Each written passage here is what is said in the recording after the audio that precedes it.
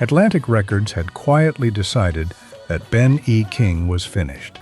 15 years, Stand By Me, Spanish Harlem, the voice of the Drifters at their greatest. And by 1975, the label had written him off as a relic, a man whose moment had passed. Nobody told Ben E. King that. He walked into the studio anyway. Across town, Patti LaBelle had just recorded a #1 record, a song she sang with everything she had. And afterward, she turned to the songwriter and asked him what the French lyrics actually meant. When he told her, she went quiet. Then she said, "What will my mother think?" This is RnBPulseTrack, where the real stories behind the music finally get told. Tonight we are counting down 12 forgotten R&B soul hits from 1975 that changed music forever. And every single story is more extraordinary than the song itself. Number 12, Major Harris, Love Won't Let Me Wait, 1975. The time is right. Our first forgotten classic takes us to a recording session that nearly didn't happen at all.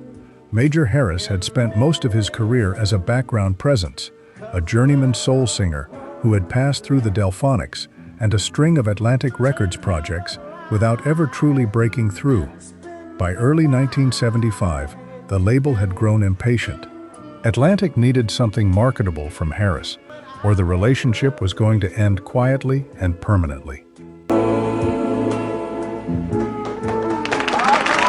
The song that saved him came from songwriters Bobby Eli and Vinnie Barrett, two Philadelphia musicians who had crafted it as a slow-building love declaration, a man pleading with extraordinary tenderness that his need for a woman is so profound that love itself won't permit him to wait any longer. When Harris walked into the studio and heard the demo, he reportedly said nothing for a long moment. Then he asked to hear it again. Bobby Eli, who also played guitar on the session, recalled later that Harris seemed to understand instinctively that this was the song that would define him. We'll explode in ecstasy, and What emerged from that session was a piece of Philadelphia soul, delivered with such aching sincerity that radio could not ignore it.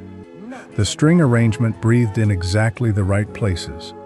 Harris's vocal, never showy, always searching, found a vulnerability that connected immediately with audiences. Love Won't Let Me Wait reached number 5 on the Billboard Hot 100 and climbed to number 1 on the R&B chart in the spring of 1975. It went gold. For one brief, brilliant season, Major Harris was a genuine soul star. so desperately. The tragedy is what came after. Atlantic couldn't replicate the formula. Harris never returned to the top 5. By the late 1970s, his name had largely disappeared from mainstream conversation. But Love Won't Let Me Wait endured, covered, sampled, rediscovered by soul collectors who recognized in its grooves the particular tenderness that only the best Philadelphia soul could produce. This was a man who got one perfect shot. He made it count.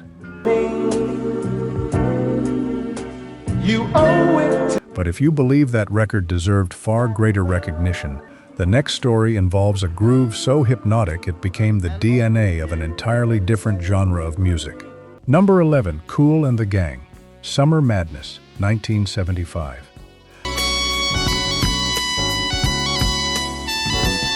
There are songs that define a moment, and then there are songs that somehow manage to exist outside of time entirely. Pieces of music so perfectly constructed that every generation rediscovers them on its own terms. Summer Madness is one of those rare recordings, and the story of how it came to exist is inseparable from a band that most people only remember for what they became later. By 1975, Kool and the Gang were already veterans of the funk wars. They had released 5 albums on D-Lite Records, built their reputation on kinetic, horn-driven instrumentals, and established themselves as a genuine live force on the black music circuit. but they had never made anything quite like this.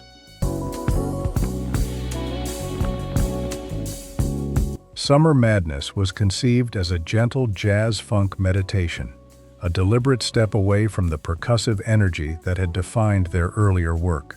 Ronald Bell, the group's musical architect, reached for an ARP-2600 synthesizer and a mellotron to create the track's signature gliding tones. The Rhodes piano provided the harmonic foundation. No words, no shouting, just a melody that seemed to hover in the air like heat rising off summer asphalt. The instrumental reached number 35 on the Billboard Hot 100, modest by commercial standards, but the cultural impact ran far deeper than the chart position suggested. Radio programmers who rarely touched instrumentals couldn't resist it. The track found its way into late-night programming, into summer playlists, into the ears of a generation of musicians who were still learning their instruments. Years later, Will Smith and DJ Jazzy Jeff would build Summertime almost entirely around its foundation, introducing it to an entirely new generation. What makes Summer Madness remarkable is what it revealed about Kool and the Gang's range. This was a band capable of absolute stillness and absolute fire. The mainstream never fully credited them for that capacity. Ironically, the version of the group most people know today, the pop soul machine that recorded Celebration and Get Down on It in the 1980s, was essentially built on the commercial lessons learned from this overlooked instrumental masterpiece. This is where the deeper version of the story begins.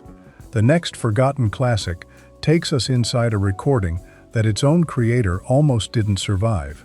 Number 10, Ben E. King, Supernatural Thing, 1975. By 1975, Ben E. King had been one of the most celebrated voices in American music for 15 years. He had sung Stand By Me. He had delivered Spanish Harlem. He had been the lead voice of the Drifters during their imperial era. And yet, by the mid-1970s, his career had reached a point of such commercial stagnation that Atlantic Records had quietly written him off as a legacy act, an artist from a previous era who had no viable path to contemporary radio. The turnaround began with producers Bert DeCoteau and Tony Sylvester, who had crafted a track they believed could reconnect King to modern R&B without betraying what made his voice extraordinary. Supernatural Thing was built on a lush, layered production, an arrangement that leaned into the Philadelphia sound without copying it, creating something that felt contemporary in 1975, while still honoring the soulful restraint that King had always embodied. The lyric framed romantic obsession as something beyond rational explanation, a feeling so overwhelming it could only be described as supernatural. When Supernatural Thing was released in early 1975, it performed in a way that shocked Atlantic's own promotion department. It climbed to number 5 on the Billboard R&B chart, King's highest R&B showing in nearly a decade. It crossed over to the pop chart, reaching number 39 on the Hot 100. For a brief period, Ben E. King was genuinely back. The album of the same name drew respectful reviews. Atlantic, somewhat surprised, gave him room to continue. The moment didn't sustain itself commercially, but its importance as a piece of music history is significant.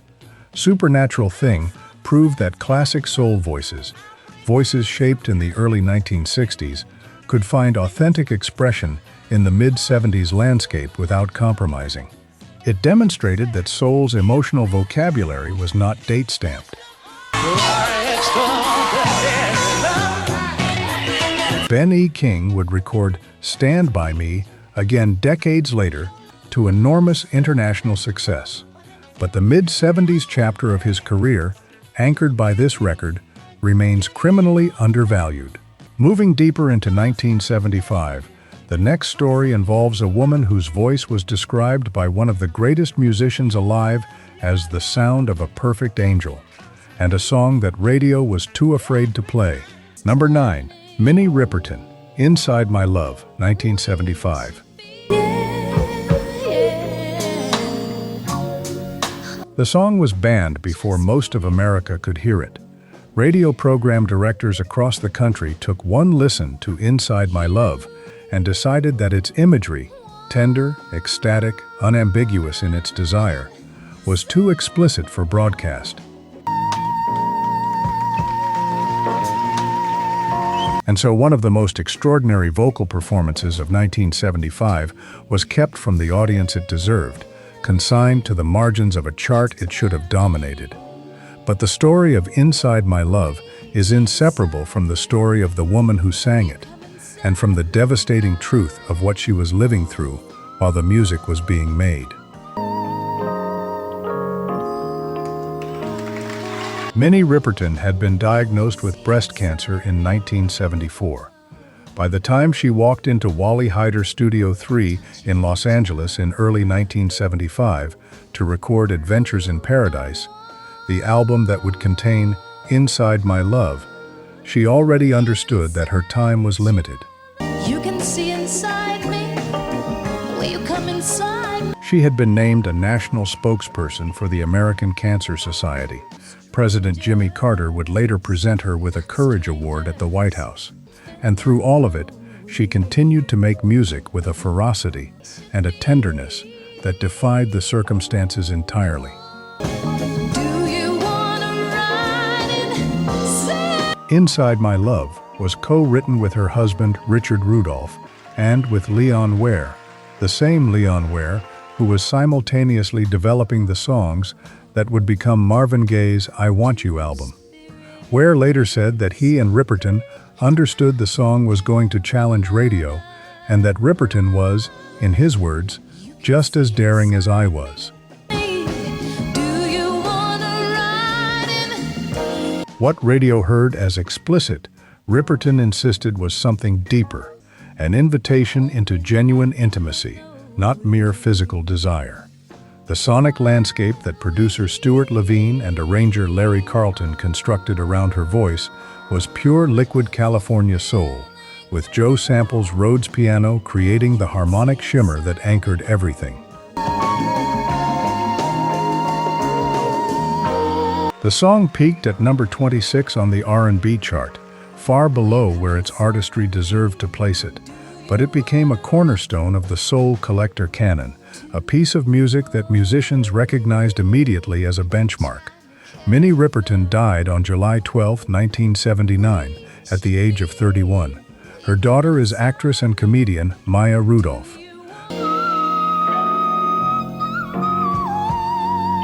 But her voice, that 4-octave soprano that Stevie Wonder described as the voice of a perfect angel, lives permanently in recordings like this one.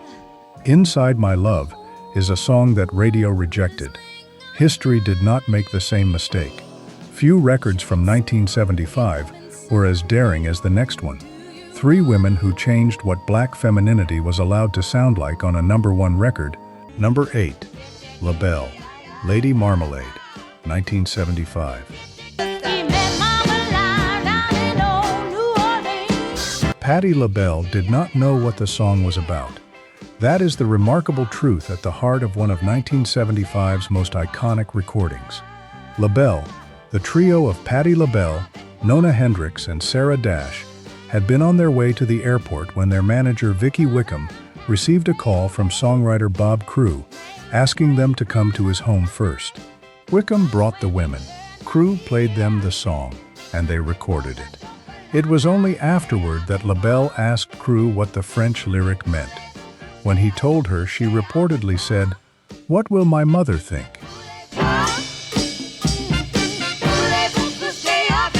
The journey that brought Lady Marmalade to life is one of the more unlikely in soul history. Crew had co-written the song with Kenny Nolan, inspired by the sex workers of New Orleans' French Quarter, and it had initially been recorded as a demo by a studio group called The 11th Hour. That version went nowhere.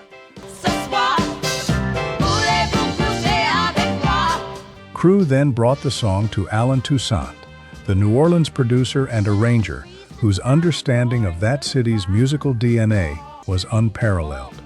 Toussaint saw immediately what the song could become. He brought LaBelle to his C. Saint Studios in New Orleans and constructed an arrangement around the rhythm section of the Meters, the funkiest band in the world at that moment, and the results were electrifying. Lady Marmalade hit #1 on the Billboard Hot 100 in early 1975, and did so in a manner that made music industry history. It replaced another Crew Nolan composition, Frankie Valli's My Eyes Adored You, at the top position, making Crew and Nolan only the third songwriting team in Billboard history to replace themselves at #1, after Lennon-McCartney and Holland Dozier Holland. The song later won a Grammy Award for Best R&B Vocal Performance by a Duo, Group, or Chorus in 1976, and has since been inducted into the National Recording Registry of the Library of Congress. But what the chart performance and the awards don't capture is the cultural significance of what LaBelle did with this song. The Library of Congress, in its induction essay, noted that Lady Marmalade helped create a shift in perception, seducing audiences into celebrating a bold, unfettered sexuality from a black female point of view.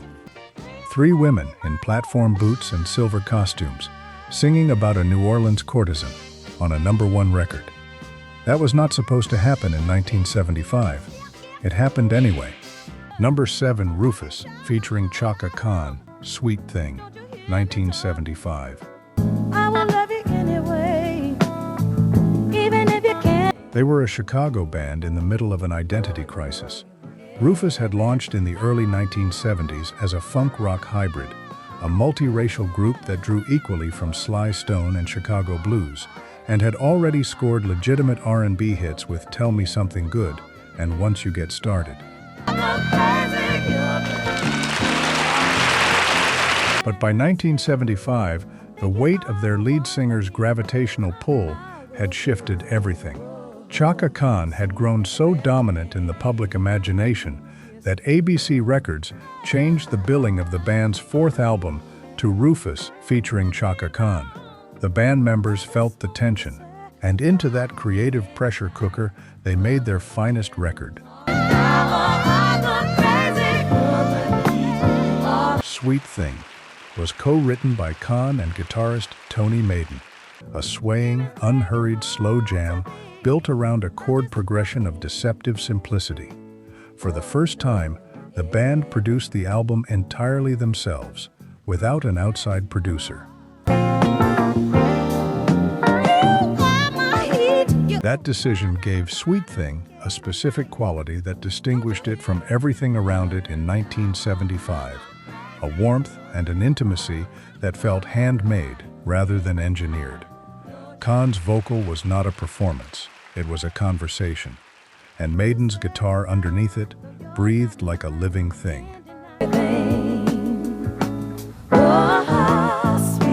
The song was released in November 1975 and reached #1 on the Billboard R&B chart on February 21, 1976, becoming the group's 2nd gold single. The album stayed at the top of the R&B album chart for 6 consecutive weeks. What many listeners never knew is that Sweet Thing reached across genres in ways that weren't immediately visible. Don't you hear me talking, baby? Love me now. Nile Rodgers has spoken about the song's profound influence on his approach to rhythm guitar texture, an influence that would ultimately shape a major David Bowie album and the entire chic sound. The ripples from this one record ran further than anyone documented at the time.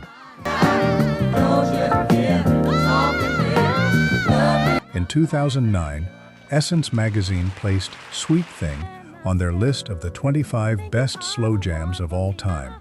That recognition was welcome but long overdue. This was a record that defined what a slow jam could be. Not passive, not merely romantic, but emotionally present in a way that demanded you stop what you were doing and just listen. I can't deny it. Don't you Chaka Khan would go on to a legendary solo career. But this moment, this album, this song, it represents the peak of what Rufus and Chaka Khan built together. As soul music continued to evolve in 1975, no song carried a more urgent social message than the next one. A record made in the shadow of a departure that would change both the artist who left and the group he left behind. We are right in the middle of 1975 now. And if these stories are hitting you the way they're hitting me, you already know this is the kind of content we live for on this channel. If you're new here, welcome. RnBPulseTrack is where classic soul gets the documentary treatment it always deserved. Hit that subscribe button right now and turn on notifications, because we drop new countdowns every week and you do not want to miss what's coming. For those of you who've been riding with us, thank you. Now let's keep going, because the next 6 stories might be the best of the entire countdown. Number 6, Harold Melvin and the Blue Notes. Wake Up Everybody, 1975. Wake up, everybody, no more sleeping in bed. It was the last album they would ever make together. By the time Harold Melvin and the Blue Notes walked into Sigma Sound Studios in Philadelphia in 1975 to record Wake Up Everybody, the fault lines were already irreparable.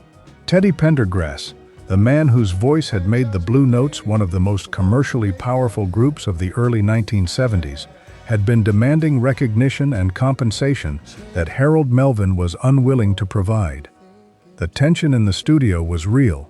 The music they made inside it was extraordinary. The ones who's coming up and the world is in their hands. Wake Up Everybody was written by the songwriting team of John Whitehead, Gene McFadden, and Victor Karstafen, the same team that would later write Ain't No Stoppin' Us Now.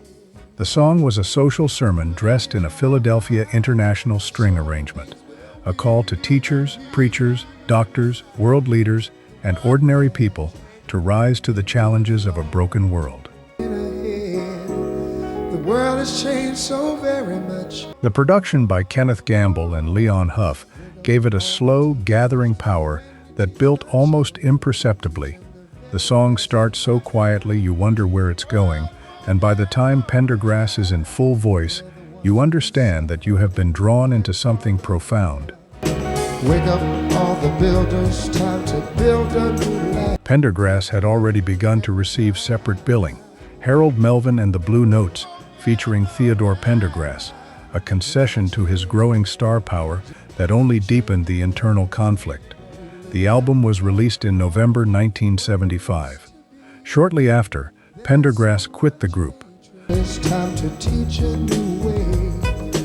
They're the ones who... The Blue Notes never recovered from losing him. Pendergrass launched a solo career that produced 4 consecutive platinum albums, a record at the time for any black R&B artist. The split destroyed one entity and created 2, both of whom would leave permanent marks. Wake Up Everybody spent 2 weeks at number 1 on the Hot Soul Singles chart in early 1976 and reached number 12 on the Billboard Hot 100. The album sold over 1 million copies, but its legacy is larger than the numbers. The title track remains one of the most emotionally and politically complete recordings in the Philadelphia International catalog, a record whose message has never stopped being relevant. Teddy Pendergrass sang it like a man who meant every word, because he did. The next artist on our countdown was involved in one of the most complex creative partnerships of the entire decade, a record born from desire, from chaos, and from the hidden hand of one songwriter who almost never received his full credit. Number 5, Isley Brothers, For the Love of You, 1975.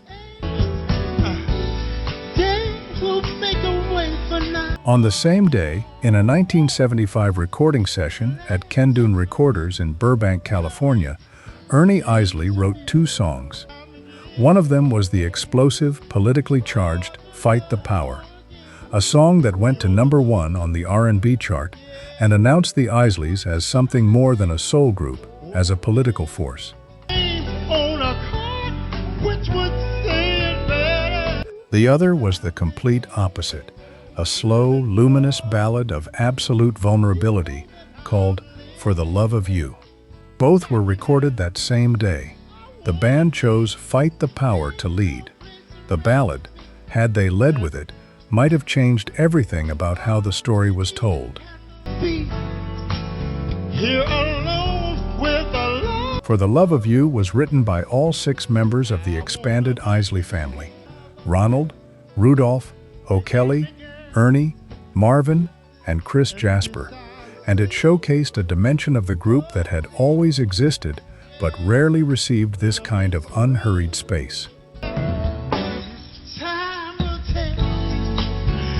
Ernie's guitar, which on Fight the Power had been a blunt instrument of political rock, here became something weightless and aching. Ronald Isley's vocal floated above it with a restraint that made the emotion hit harder than any display of force could have. The production, handled entirely by the group themselves on their own T-neck label, was a statement of absolute creative autonomy. Released as the second single from The Heat Is On in October 1975, For the Love of You climbed to number 22 on the Billboard Hot 100 and became a quiet soul radio staple throughout the fall and winter. The album itself was the Isleys' first to reach number 1 on the pop album chart and went double platinum. But it is this ballad, not the hit, not the anthem, that endures most powerfully in the memories of soul listeners who lived through that year. It was the kind of song people played on the night they fell in love, or the night everything ended. Come on, baby, sing it. Oh, yeah. The Isley Brothers' genius in 1975 was their refusal to be one thing. They were a funk band and a ballad group and a rock ensemble and a political voice, all at once. For the Love of You represents the most human corner of that remarkable range. It asked nothing of the listener but their full emotional attention. In return, it offered everything. The next entry is a recording whose story begins with a film that the artists themselves thought would be a catastrophic failure, and ends with one of the most celebrated soul albums of the decade. Number 4, Earth, Wind and Fire, That's the Way of the World, 1975. Maurice White watched the finished film and he cried. Not from emotion, from the realization that it was not good. Earth, Wind and Fire had been approached by Sig Shore, the producer of Superfly, to record the soundtrack to a new film called That's the Way of the World.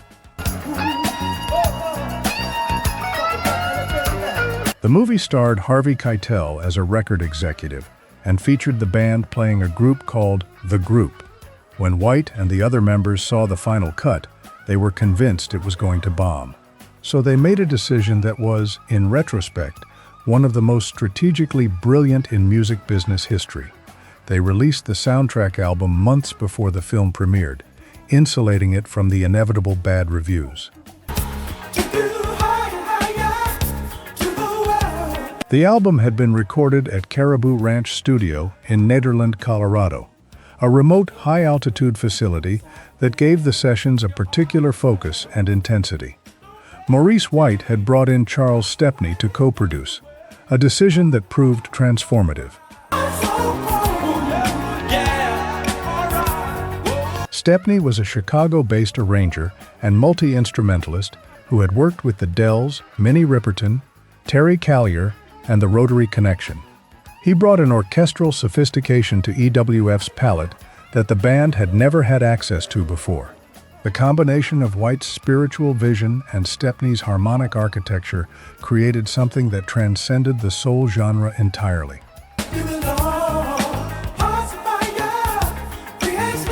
The title track, co-written by White, Stepney, and Verdine White, reached number 5 on the R&B chart and number 12 on the Hot 100. But the track that producer Jerry Griffith has described with visible emotion for decades is the ballad Reasons, featuring Philip Bailey's heartbreaking falsetto. Griffith recalled hearing it for the first time in the studio. He played me the next song. It was monstrous, incredible. It was That's the Way of the World, and it wasn't even mixed yet. I have never since had that kind of feeling about a song.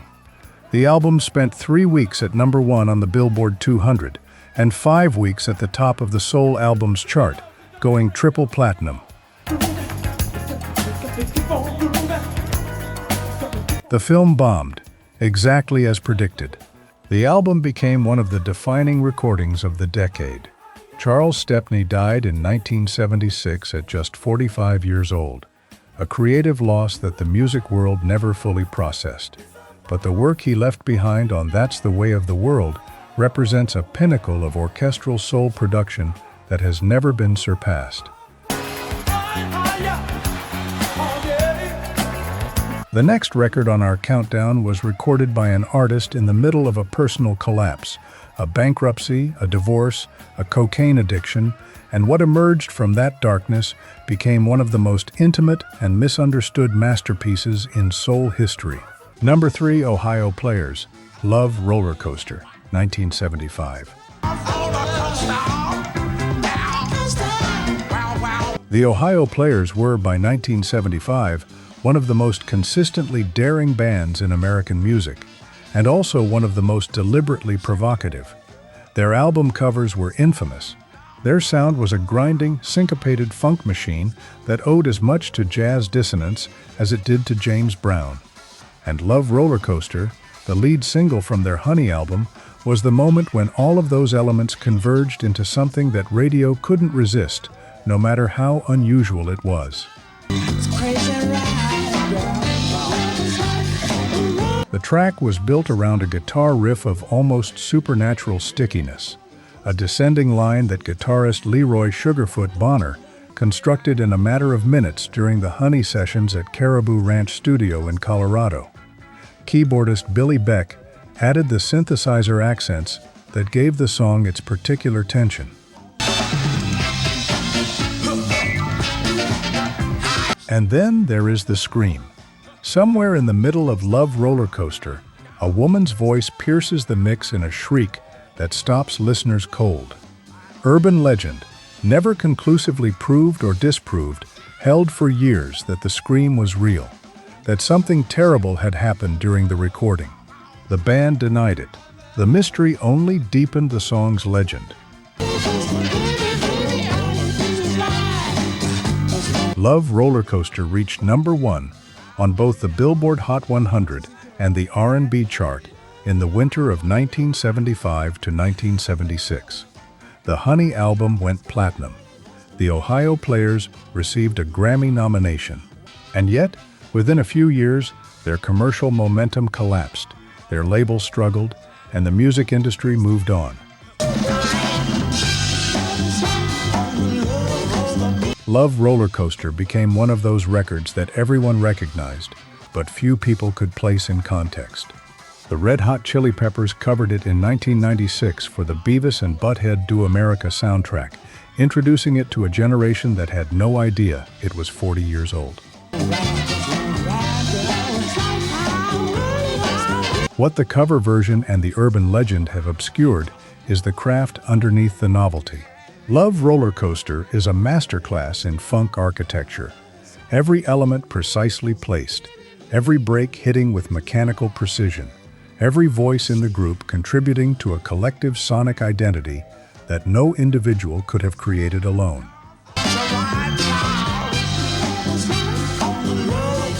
The Ohio Players were a band, not a star and backing musicians. A band. And this record is proof of what that difference sounds like. And now, we arrive at #1, the record that in many ways defines everything this countdown stands for. A forgotten masterpiece, a story most people have never heard, and a song that changed soul music from the inside out. #2, Isley Brothers, Fight the Power, 1975. The song was sparked by anger. Ernie Isley had been watching the news, watching a country still fractured by inequality, by economic despair, by a government that had repeatedly betrayed the trust of its own people, and he picked up his guitar. What came out was not a love song. It was a declaration. Fight the Power was written almost entirely by Ernie, with Ronald's intensified vocal completing the statement, and it represented something that the Isley Brothers had never quite done so nakedly before. Pure political fury, dressed in the language of funk. The word that shocked everyone was bullshit. Ron Isley sang it plainly, without apology, in the middle of a verse that named the frustrations of an entire generation. Radio censored it. That only made people want to hear it more. When asked why he used the word, Ron Isley replied simply, because it needed to be said. That answer, more than almost any lyric in soul history, captures what Fight the Power was about. It was a song that refused to soften itself for the comfort of its audience.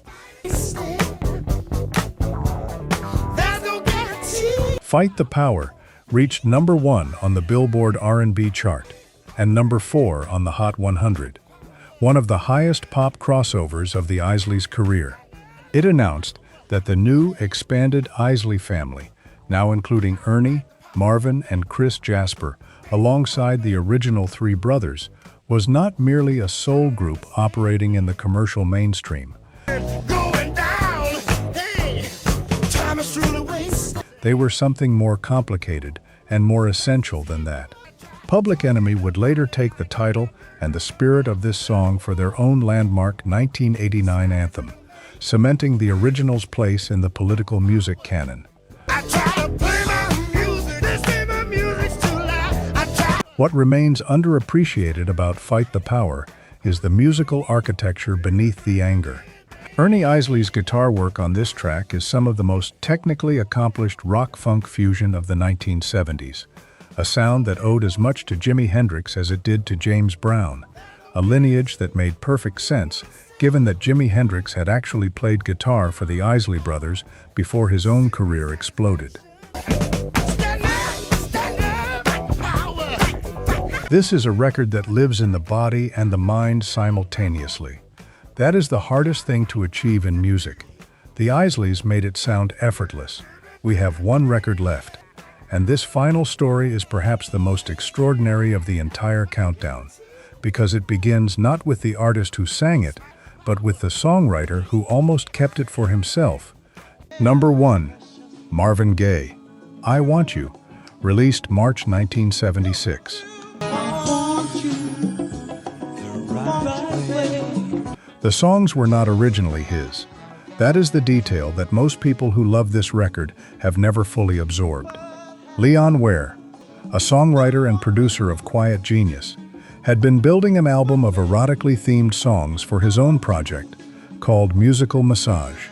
The songs were complete, the arrangements were constructed, and then Berry Gordy came to listen, and everything changed. Gordy heard Ware's material and decided that this was Marvin Gaye's next album. The songs were transferred. Ware remained as producer. And Gaye, who was going through the dissolution of his marriage to Anna Gordy, was now responsible for bringing someone else's intimate world to life, while living through the most turbulent period of his own.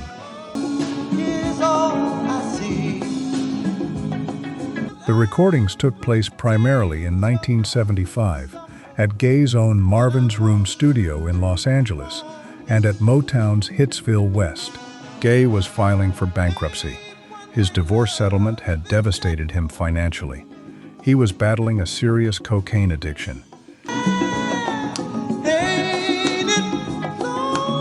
He had fallen deeply in love with Janice Hunter, a woman nearly 2 decades younger than him, who would later write a book called After the Dance, describing the turbulence of their relationship. And in the middle of all of that chaos, Gaye walked into the studio and delivered vocals of extraordinary sensuality and introspection, reworking Ware's melodies and co-writing several of the album's tracks to make them fully his own.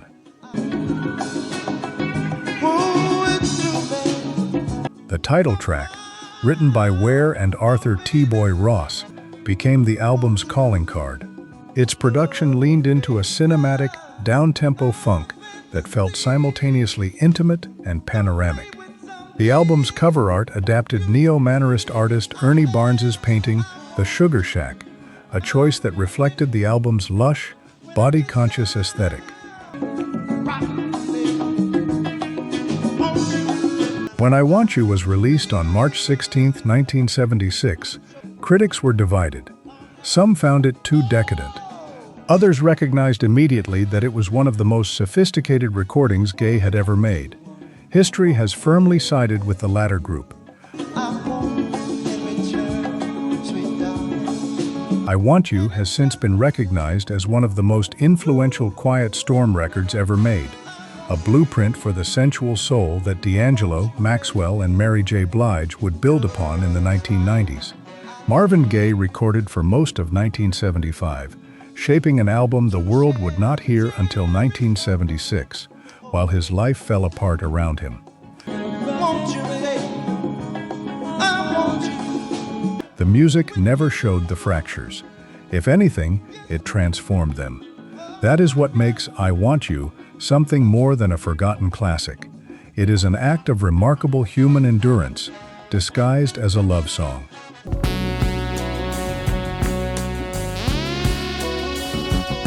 "1975 is 50 years behind us now. The studios where these records were made have mostly been demolished or repurposed. The labels that released them have been absorbed, merged, dissolved. Some of the artists who made them are gone. Others have lived to see their work finally receive the recognition what eluded it the first time around.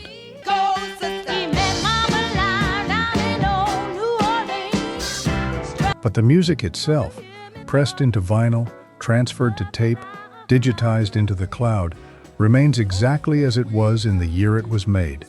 The emotion in Minnie Riperton's soprano on Inside My Love is still there. Teddy Pendergrass's baritone on Wake Up Everybody still carries the weight of everything he was feeling when he recorded it. Marvin Gaye's voice on I Want You still sounds like a man trying to hold himself together through sheer force of melody.